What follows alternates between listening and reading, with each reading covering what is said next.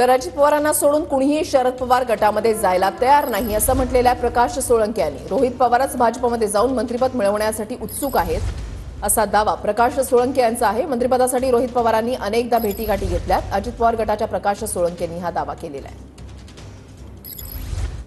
रोहित पवार असं म्हणाले की अजित पवार गटांचे 15 ते 16 आमदार जे आहेत आमच्या संपर्कात आहेत। तुमच्याही नावाची चर्चा होत होती? नाही, हे सगळं प्रचाराचा भाग आहे त्यांचा। मला आमची परवाच बैठक झाली, कुणीही अजितदादांना सोडून तिकडे जायला तयार नाही।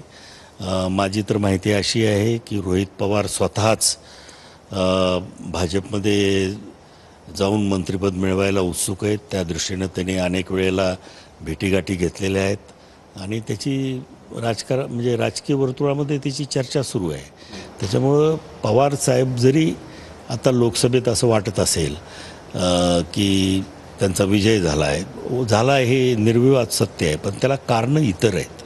आमच्या पक्षामुळं किंवा हा विजय बजरंग सोनवणेचा हा राष्ट्रवादीच्या पक्षामुळं झाला आहे असं मी समजत नाही। ज्या काही मराठा आरक्षण, मुस्लिमाची नाराजी किंवा दलितामध्ये थोडंफार संभ्रम हे त्याला कारणीभूत होतं, परंतु ती परिस्थिती विधानसभेला राहणार नाही।